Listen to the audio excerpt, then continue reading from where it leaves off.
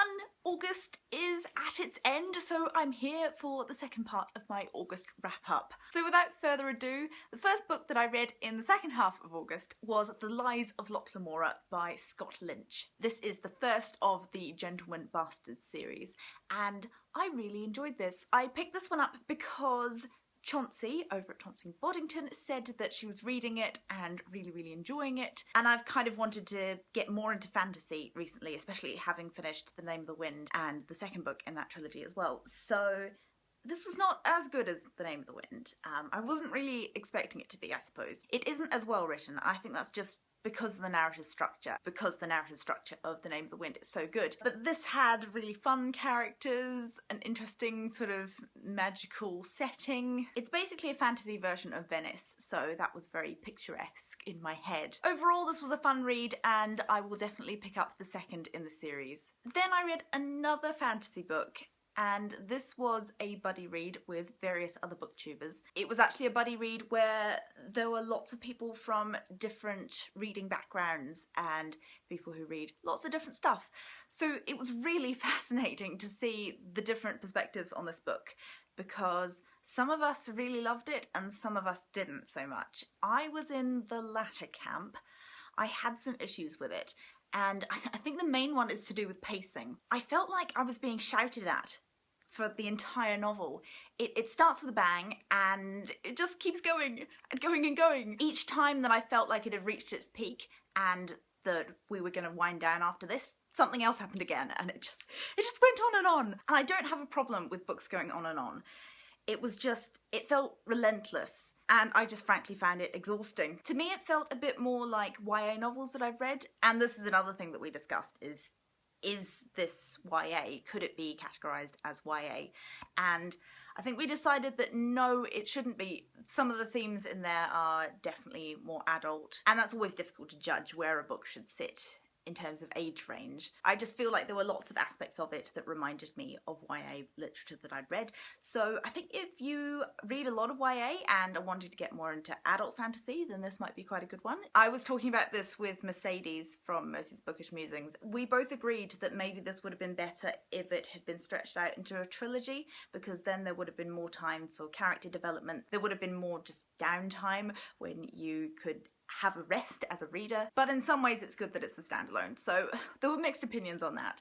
And I think it's a really interesting book to read. I didn't give it a high star rating, but lots of people did, and there's lots to discuss. In general though, I felt like it is overrated. There are much better books out there. The next book that I read is one that has a reasonably low star rating on Goodreads. I really enjoyed it. I gave it 5 stars, and it's really beautiful. This is Threeancestress Sisters. This was given to me by Jen Campbell for my birthday, and it's so beautiful. It's so beautiful. I actually did a whole video on this book and another picture book that I got for my birthday as well, so I'll link that in the description. Basically, this is just beautiful and magical. There are elements of magical realism, and it's very minimalist in its style, but I would highly recommend that you take a look at this one if you can get your hands on it. Then I read another very fast-paced novel, and I was expecting this to be fast-paced because I'd read one of his other works, and this was The Three Musketeers by Dunn. And I read The Count of Monte Cristo earlier in the year and really loved it. I thought that it was amazing and just kind of absurd, but also wonderful, and it was a real romp. This one, I didn't feel the same way about. I just didn't care about the characters nearly as much, and I didn't feel like the plot had the same kind of drive to it. The Count of Monte Cristo is very unlikely as a story, but you can kind of overlook that because it's so much fun. I didn't really feel like that with The Three Musketeers. It was very unlikely again, but yeah, I just didn't connect with it in the same way. I gave it 3 stars.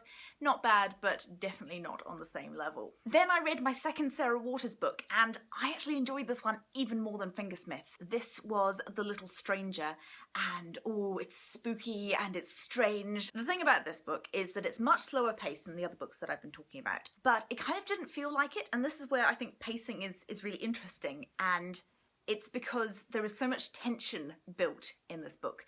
Not that much happens, but there's always this sense of apprehension that something is going to happen, and it's so exciting because of that. It is set just after the Second World War, and this upper class family is basically doing their best to hold together this crumbling mansion.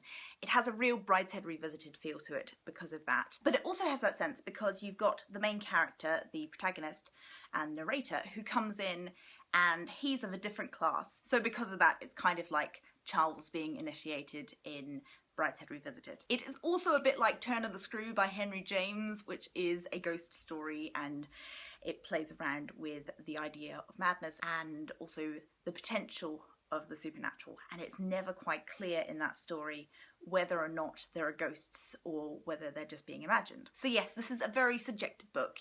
It has got a very unreliable narrator, which is something that I really enjoyed, and it's another one that's fantastic to discuss. This was also a buddy read, so I have been discussing it with some people, and it's been really, really fun. So if you've read this and want to talk about it, please do so in the comments, and I will reply. Next we have the fourth book that I read from the Man Booker longlist. This is The Moor's Account by Layla Lalami. I've actually filmed a wrap-up of the 4 books that I've read from the Man Booker longlist, and this is obviously in that video. That video will be going up later this week. So I enjoyed many aspects of it, but I felt that there was a level of emotional removal that I just couldn't get past. But if you're interested in this period of history, it's the Spanish going to the New World. This is specifically set in what is now Florida, and it is based on historical fact. So if you're interested in that, also if you're interested in this idea of clashing cultures, this is definitely one that explores those themes. So when I asked you lovely people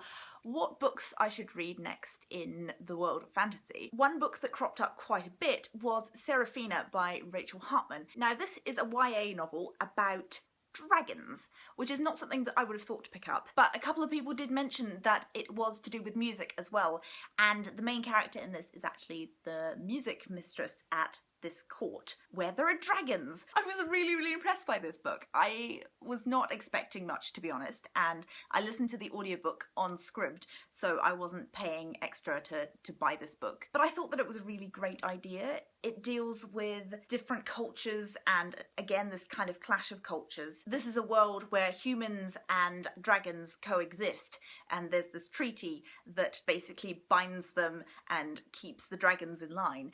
The dragons can take human form, which makes them very, very interesting because they have different kind of quirks and they're not quite human, but some of them can sort of blend in better than others. Not everyone is happy about this arrangement though, and there's this group of people which is basically the Ku Klux Klan, except they go after dragons. Sarafina, the main character, we find out fairly early on, is half dragon, and she has scales up one of her arms. So this puts her in a really interesting position because of the treaty, and it's a great exploration of biases and race, I guess, in some ways. That's what it is kind of a metaphor for. But yes, I was very impressed, and I will probably pick up the second book. The next book I read was The Long Way to a Small Angry Planet by Becky Chambers. Now the reason that I picked this up was that I'd seen it around a bit, but then I saw Caitlin review it from Kitty G, and she absolutely loved it. So I thought that I would give it a go, and oh, it was so good. It was really, really good. It's a sci-fi novel, and it's about this crew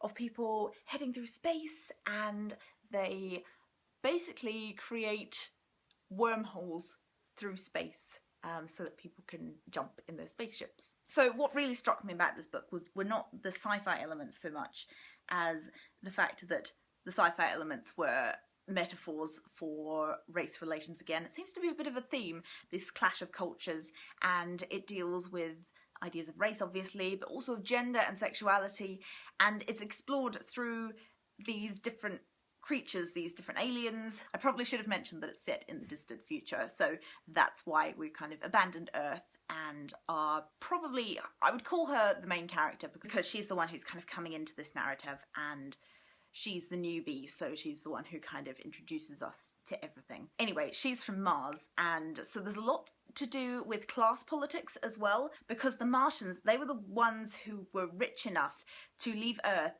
and set up base on Mars. The people left on Earth left at a later date, and they were the ones with less money and fewer resources, so the human race is kind of fractured and split out across the galaxy. All these interactions with other races are so interesting, and they have different genders and there are different pronouns used for all of them. The default pronoun is Z. Of course, this isn't always adhered to, but I thought that it was just really interesting to see how this played out and how gender and sexuality are explored. Basically, this does what really good sci-fi should do, and that is to explore the issues that we have in our own current situation in a kind of fantasy world. And I really want to see more books like this. So the final book, and probably the most distressing and disturbing of the lot, was The Dunn House by John Burnside. Now, this I finished this morning. You've probably seen this floating around BookTube. Jen Campbell has been flying its flag. And oh, wow, what a book. I can see why she's calling it her favourite book of the year so far. The general concept of this book is summed up in this little paragraph here. In Persian myth, it is said that Akbar the Great once built a palace which he filled with newborn children, attended only by mutes, in order to learn whether language is innate or acquired. So our protagonist, the narrator, this man who is very, very messed up, decides to recreate this myth in an experiment. And he's very fascinated by this idea of language and of language revealing the soul. And this question of, if you don't have language, are you able to think? Or does it mean that you think in a different way? So I don't want to give away too much, because the amazing thing about this is discovering these things for yourself. But at the beginning, you do find out that he's killed 2 children, and it tells you that in the first sentence. No one could say it was my choice to kill the twins, any more than it was my decision to bring them into the world.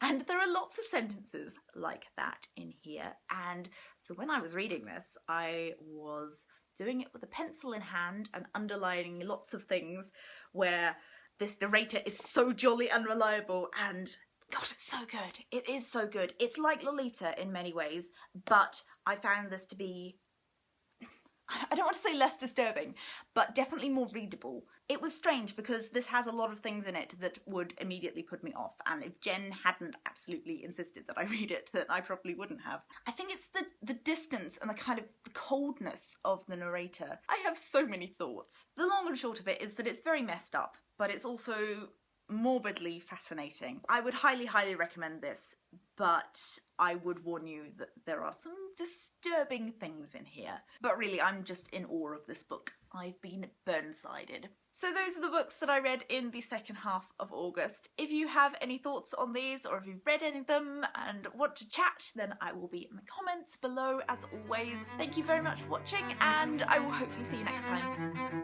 Bye!